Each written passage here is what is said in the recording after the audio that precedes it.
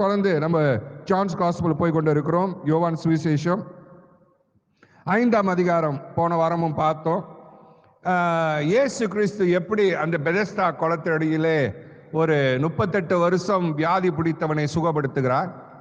அது எப்போது சுகப்படுத்துகிறார்? சபாத் அன்னைக்கு. He healed the man during the day week of Sabbath or the day Sabbath day.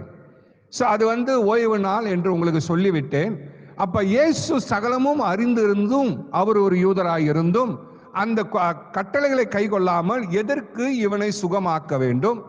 அங்கே ஒரு கொமோஷன் எழும்ப வேண்டும். அங்கே இருக்கிற யூதர்கள்லாம் சினம் கொள்ள வேண்டும். சினம் என்றால் ஆத்திரம் கொள்ள வேண்டும், எரிச்சல் கொள்ள வேண்டும், அவரை கொலை செய்ய வகை தேட வேண்டும். அப்ப இதை எதுவுமே நம் வாழ்க்கையில ஆண்டவருடைய சித்தம் இல்லாமல் நடக்காது. ஓகே, ஆண்டவருடைய சித்தம் இல்லாமல் நடக்காது. Praise the Lord. ஏன் நடக்காது என்று சொல்லி நான் உங்களுக்கு பின்னாலே வருகிறேன். என்னோட சேர்ந்து வாசிங்க. 5ஆம் அதிகாரம் 16ஆம் வசனத்திலிருந்து வாசிங்க. 5ஆம் அதிகாரம் Gospel of John 5ஆம் அதிகாரம் 16ஆம் வசனத்திலிருந்து வாசிங்க. இயேசு இவைகளை ஓய்வு நாளில் செய்தபடியால்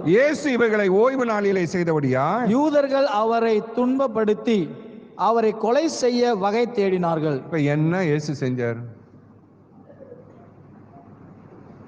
ஒரு 38 வருஷம் வியாதியா கடந்தவனே இப்ப நம்மளே நியாயம் கேட்போமே.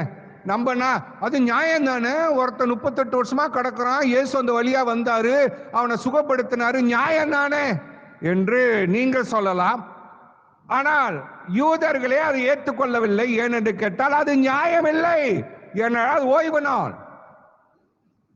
அவன் செத்தாலும் பரவாயில்ல, அவனுக்கு நன்மை செய்யக்கூடாது, உதவி செய்யக்கூடாது. என்ன ஒரு எண்ணம் பார்த்தீர்களா? அதனாலே தான் இயேசு வருவதற்கு முன்பதாய் எது கட்டளை எது நியாயம் என்று அவர்கள் வகுத்து வைத்த பிரகாரம் நடந்தது. ஆனால் இயேசு வந்த பிறகோ மனசாட்சி பிரகாரம் நடந்தது. மனசாட்சி பிரகாரம் நடந்தது. இயேசு ஒருவனுடைய உள்ளத்தை பிரதிபலித்து காட்டினார், சட்ட திட்டத்தை இல்லை. So it's not law, it's by the condition of heart. If he decided to do something good, no one can stop it. இயேசு உன் வாழ்க்கையிலே நன்மை செய்ய வேண்டும் என்று தீர்மானித்தால் எந்த கொம்பனாலும் நிப்பாட்ட முடியாது. நன்மை உன் வாசலை தேடி வரும். Praise the Lord. எந்த சக்தினாலும் நிப்பாட்ட முடியாது. அப்ப இயேசு அவனை சுகப்படுத்தினார். அது மக்களுக்கு சினம் உண்டானது. சில நேரங்களில் நாம் ஊழியத்தில் செய்கிற காரியம் சில பேருக்கு சினத்தை உண்டாக்கும், கோபத்தை உண்டாக்கும். அதுக்கு நம்ம ஒன்றும் பண்ண முடியாது. சத்தியம் சத்தியம்தான், சத்தியம் ஜெயித்து தான் ஆகும். இப்போ நம்ம ஒரு ஆத்மா போய் சந்திக்கிறோம், ஒரு வச்சுக்கொள்ளுமே, அந்த குடும்பம் ஒரு பெரிய குடும்பம். அந்த குடும்பத்தில் ஒரு சகோதரியோ ஒரு சகோதரனையோ சந்திக்கிறோம். சந்தித்து நாம் எவ்வளோ பாடுபட்டு அந்த சகோதரனை நாம் கொண்டு வருகிறோம் ரட்சிப்புக்கு, அல்லது வைத்துக் கொள்வோம் அந்த சகோதரியை கொண்டு வருகிறோம். அந்த சகோதரி அந்த குடும்பத்தில் மூத்த மருமகள் என்று வைத்துக் கொள்வோம். அந்த வீட்டிலே ஒரு 7 பேர் இருக்கிறார்கள். அந்த 7 பேருக்கும் இவள் மூத்த மருமகளாக வந்ததுனாலே பொறுப்புகள் அதிகம், தேவைகள் அதிகம், எல்லாம் இருக்குது. ஆனா இந்த அருமையான சகோதரி ரட்சிக்கப்பட்டு விட்டால் அந்த 7 பேருக்கும் அந்த குடும்பத்திலே அவர் செய்தது அநியாயம். ஆமாவா இல்லையா? அந்த குடும்பத்தில் இருக்க 7 பேரும் எதை விளக்கு மரத்தை தூக்கிட்டு வந்துருவாங்க அவர் அடிக்க. ஏன்னா அந்த 7 பேருக்கும் அவர் செய்தது துரோகம், நம்பிக்கை துரோகம், மத துரோகம், கடவுள் துரோகம், வீட்டிலே துரோகம். அவள் ஒரு துரோகி. ஆனா தேவனுக்கு பார்வையிலோ அவள் உத்தமி. நம் சபைக்கு வருவதனாலே நம்முடைய பார்வைக்கு அவள் உத்தமி. ஆனா அந்த குடும்பத்துக்கு அந்த 7 பேரும் இல்ல, அந்த சுத்த பத்தம் அவங்க சொந்த பந்தம் அந்த 70 பேரும் அவளை வெறுத்து ஒதுக்குவார்கள். அநீதி பண்ணினவள் என்று. அவர்கள் கண்களுக்கு அநீதியாய் இருந்தது, கர்த்தருக்கு நீதியாய் இருக்கிறது. So when you want to move with God, fear not, because God is the one who will justify what is right and wrong.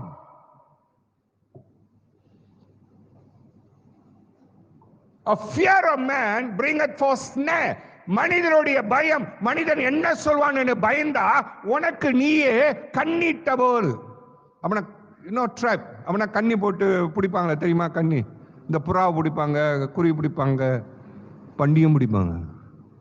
இப்போ பண்டின்னு சொன்னாதான் சில பேருக்கு சிரிப்பு வருது. ஆமாவா இல்லையா? அப்ப கண்ணி போட்டு பிடிக்கிறதுனா என்னன்னு தெரியுமா? இன்னைக்கு மனுஷன் என்ன சொல்லுவான் என்று நீ பயந்தினா உன் காலுக்கு நீயே விலங்கிட்டு கொள்கிறாய்.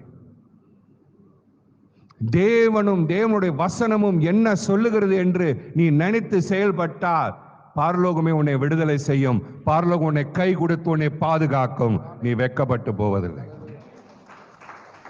You will never be put to shame. Now let's see that Jesus stirred this problem on the Sabbath day. வாசிங்க. இயேசு அவர்களை நோக்கி, என் பிதா இதுவரைக்கும் கிரியம் செய்து வருகிறார். என் பிதா இதுவரைக்கும் கிரியை செய்து வருகிறார். My father is, till today my father is working very day. Now at this moment my whole heaven is working. My father is still working.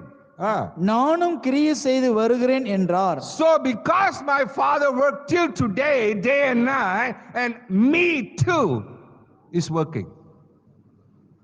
I am working also. நானும் வேலை செய்து கொண்டிருக்கிறேன்.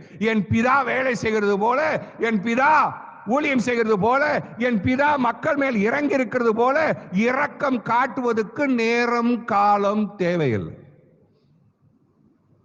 நன்மை செய்வதற்கு, இரக்கம் காட்டுவதற்கு, மற்றவர்களுக்கு கை கொடுத்து உதவுவதற்கு நேரம் காலம் தேவையில்லை. You don't have to look for time or look for situation.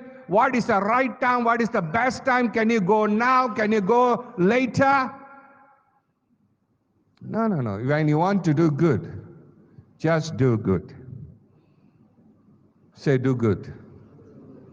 நன்மை செய்யணும் என்று நினைத்தால் நன்மை செய். Are you with me? Hello, ஆமாவா இல்லையா? நன்மை செய்யணும்னு தீர்மானம் பண்ணிட்டீங்கன்னா யாரை கண்டும் பயப்படாத. நீ செய்த நன்மை தீமையாய் காணப்பட்டாலும் பயப்படாதே. நன்மை நன்மை தான் நிலைச்சு நிற்கும்.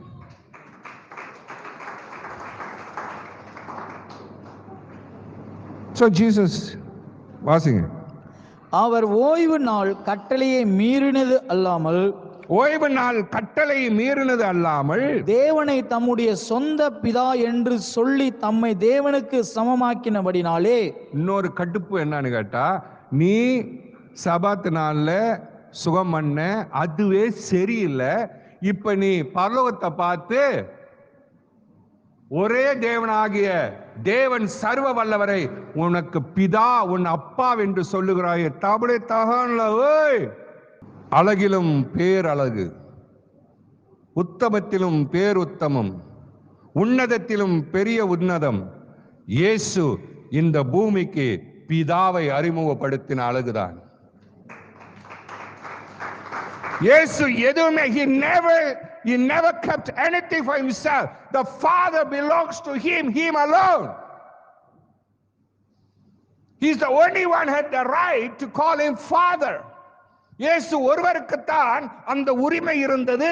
அவரை பிதா என்று கூப்பிட தேவ தூதர்கள் கூட அவரை பிதா என்று கூப்பிடுகிறார்.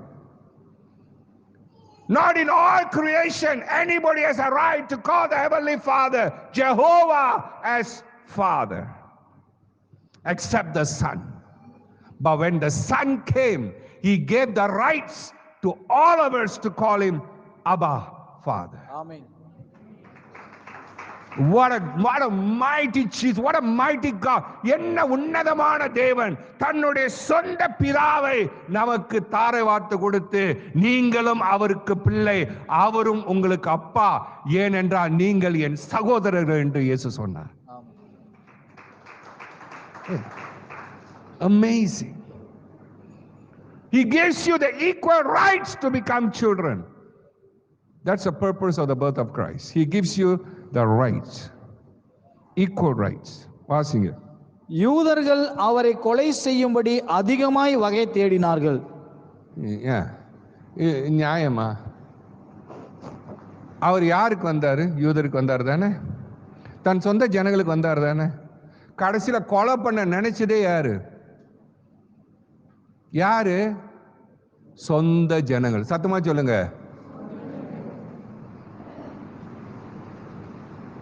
For Jesus. Please don't be offended. His own people wanted to murder him, wanted to kill him. Because of why? Because of எரிச்சல்லா. சரி வாசிங்க.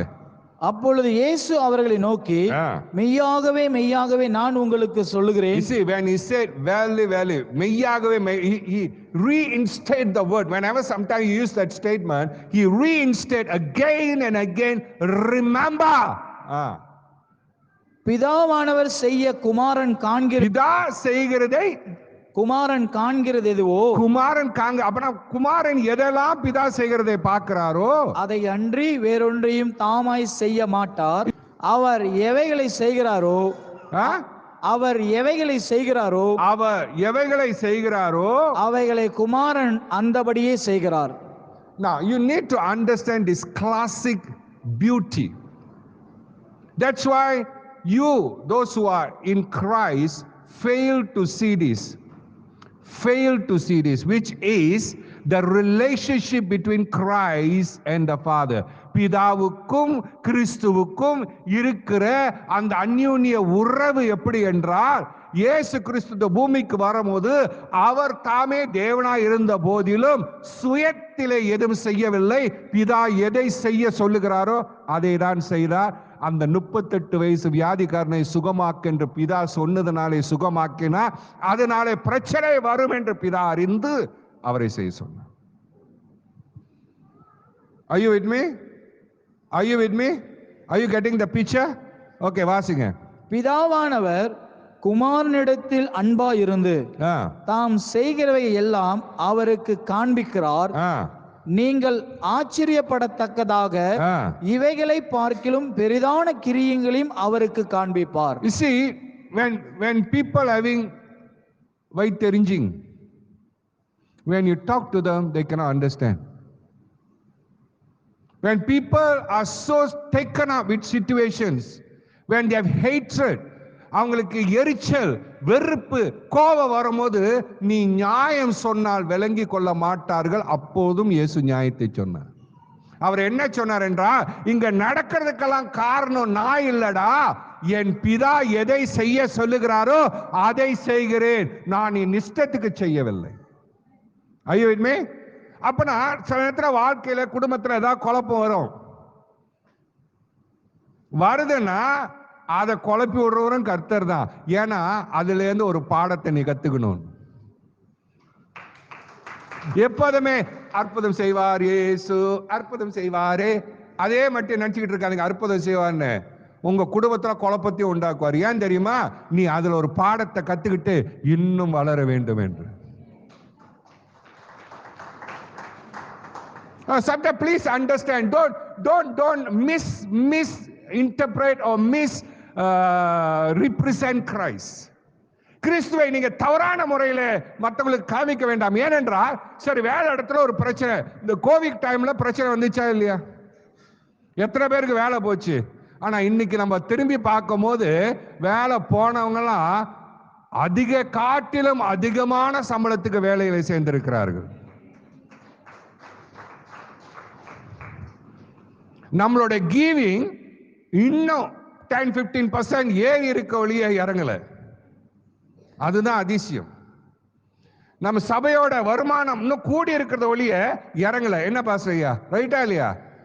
It started back even higher than what we've been receiving before COVID. Because why? In every situation, God tests every part of our life. இந்த பில்டிங்கை செய்யும் போது கூட Covid வருவதுக்கு முன்னாடி முடித்தார். எனக்கு இன்னும் அது என்னால கிரகிக்க முடியல. ஒரு கால் நான் ஆண்டவர் சொன்னதை கொஞ்சம் நிதானம் இல்லாம ஐயோ முடியாது அப்படின்னு சொல்லி இருந்தேன்னா இன்னும் 5 வருஷத்துக்கு இந்த பில்டிங் ரெனோவேஷன் பண்ணியிருக்க முடியாது. Serious, isn't it? People have no money to give. But before COVID, before all the thing, before 6 months, God finished the whole project. And we had surplus. யார்கிட்ட நம்ம கேட்கல, சபை முழுவதும் எடுத்து நடத்துனது நீங்கள் கொடுத்தீர்கள். Amazing. Because why? He knows when to stir the water. Say, stir the water.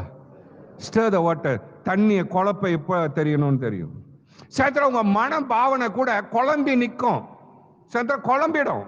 எது சரி எது தப்புன்னு தெரியாது. நம்ம குழம்பன நிலையில நிற்போம். அப்ப understand this concept.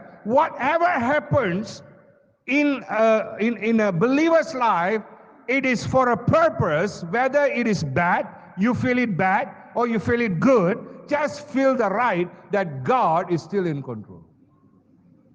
Because He's stirring the water. Say, stirring the water. So இயேசு அந்த எரிச்சல் மக்கள் மத்தியிலே அவர் எடுத்து சொல்லுகிறார், நல்லா தெரிஞ்சு கொள்ளுங்கடா, நான் சொந்தத்துக்கு இங்க எதுவும் செய்ய முடியாது, என் பிதா எதை செய்ய சொல்லுகிறாரோ அதை செய்கிறேன். இன்னைக்கு உன் வாழ்க்கையில இந்த நேரத்துல எந்த சூழ்நிலை நீ இருக்கிறாயோ அது கர்த்தர் உனக்கு வைத்த காரியம். அதிலிருந்து நீ எப்படி மீண்டு வரப்போகிறாய் என்பது சரித்திரம் சொல்லும், காலம் சொல்லும். It's okay. To see such a big church in this place, you must know how many times I've gone into. Because to give birth is not easy. ஒரு பிள்ளையை பெத்து பாருங்க எவ்வளவு கஷ்டம்னு தெரியும்.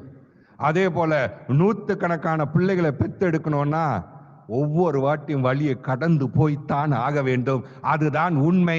அதை நான் புரிந்து நடந்து கொள்ள வேண்டும். Understand? Do you understand that I cannot be complaining about the situation? I cannot be complaining about my labor pain. If I decided to give birth to children, the reality is that I must go to the labor pain again and again.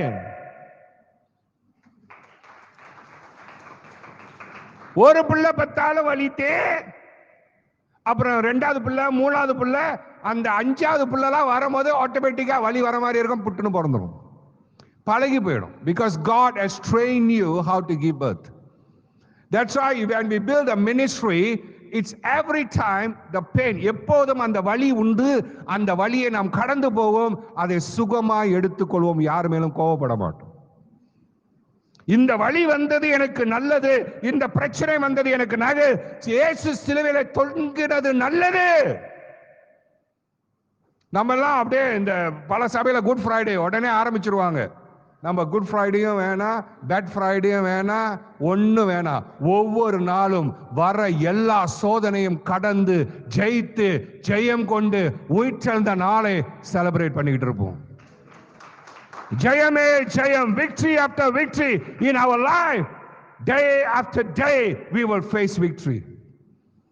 So when pain comes, you will have a gain because He is with you who has gone through the pain. So அந்த மூணாவது பிள்ளை நாலாவது பிள்ளைலாம் டக்குன்னு labour pain வரும், சென்ட்ர ஆஸ்பத்திரிக்கு போறது கட்டி மறந்துடும். Because it becomes easy. So as the church began to grow, as you people began to grow, as years becoming, வருஷங்கள் எங்க வாழ்க்கையில கூடும் பொழுது வருகின்ற எல்லா வழியும் இன்னொரு பிரஸ்தவத்துக்கு ஆரம்பம் என்று நாங்கள் எடுத்துக்கொள்வோம். இந்த காலகட்டத்தில் இதை கடந்து போகிறோமா, இன்னும் 10 குடும்பங்கள் சேரும். ஹல்லேலூயா.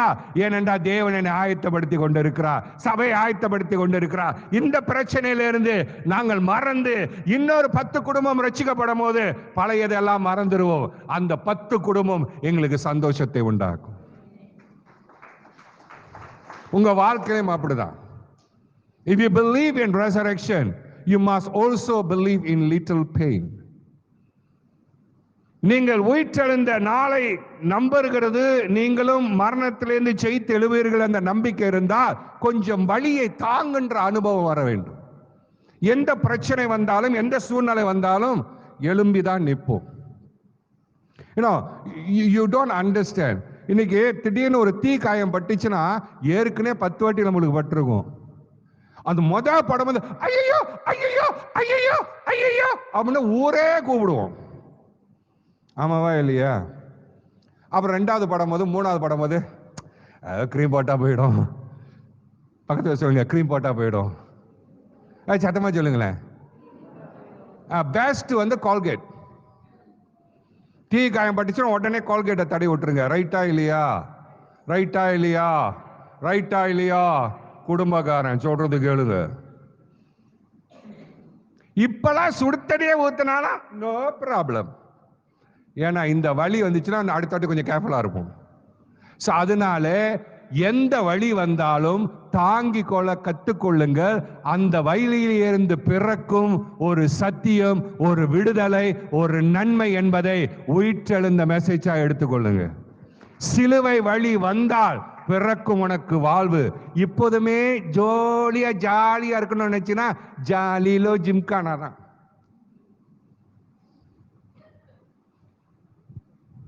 Are you with me?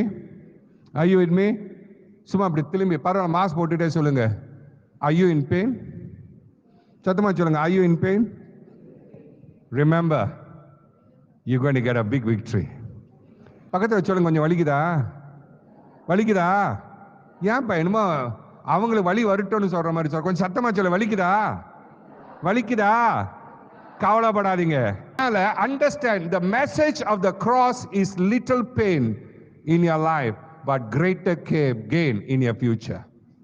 The message of the cross, that Christ received the pain and endured the pain, suffered the pain, so that you and I can get the gain. இயேசு சிலுவையில் பட்ட பாடுகளும் வலிகளும் கஷ்டங்களும் உங்களை பெற்றெடுக்க. நான் எப்போதும் இந்த மெசேஜ் சொல்லுவேன். Because மாம் 2 கேர்ள்ஸையும் பெற்றெடுக்கும் போது நான் பக்கத்தில் தான். I saw the whole process of she giving birth, because I want to be there. I want to witness my 2 daughters coming out. So I am the first one to see my daughters, not my wife. Excuse me. Hello.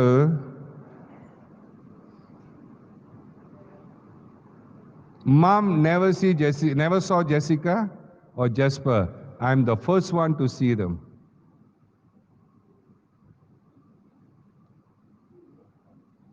அப்படி பார்க்காத Joseph. Because why?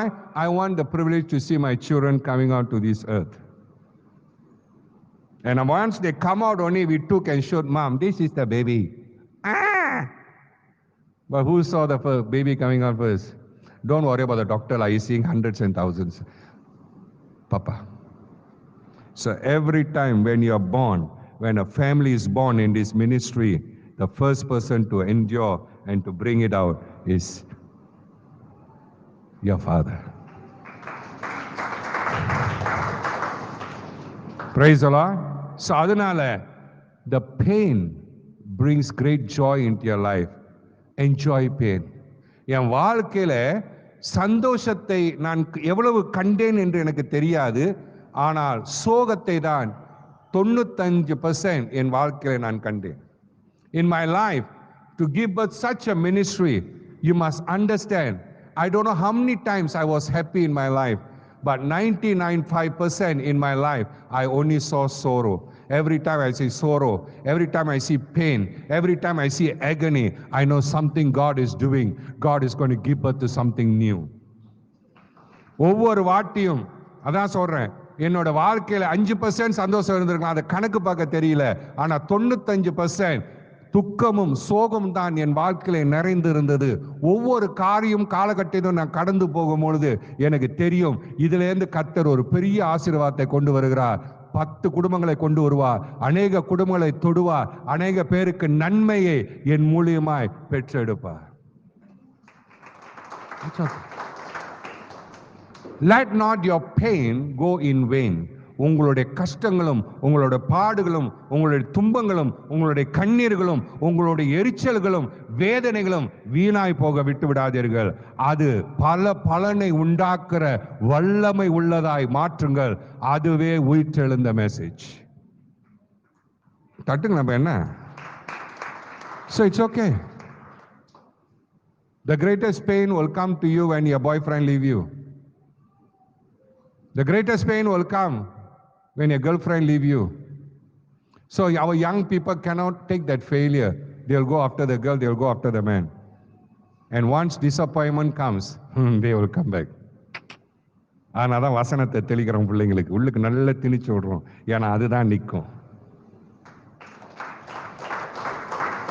So people can't understand the relationship that the father and the son had. So don't worry, the son is there for you. கிறிஸ்து இயேசு உனக்காக நிற்கின்றார், சகலத்தையும் தாங்கி நிற்கின்றார், உனக்கு ஒவ்வொரு வழியிலும் ஒரு வழியை திறப்பார். மறுபடியும் சொல்லுகிறேன், ஒவ்வொரு வழி வரும் பொழுது உனக்கு வழியை திறந்து கொண்டு இருக்கிறார். You don't understand? மறுபடியும் சொல்லுகிறேன், whenever there is pain in your life, he creates a new path for you out of the pain. That's the message of the cross. அப்ப வழி வருதா, பிரச்சனை வருதா, 1000 அலைகள் உன்னை மூஞ்சில் அடிக்குதா, கவலைப்படாத. அலைகள் அடிக்க கடைசியில் பார்த்தா அந்த அலைகள் மேல எதிர்நீச்சல் போட்டு போய் கொண்டு இருப்பாய்.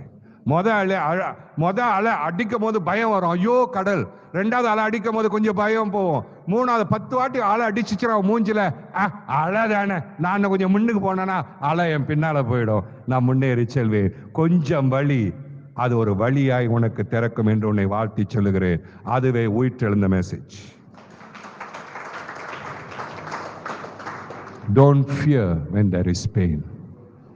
Don't fear when there is pain, because the pain will create a new path.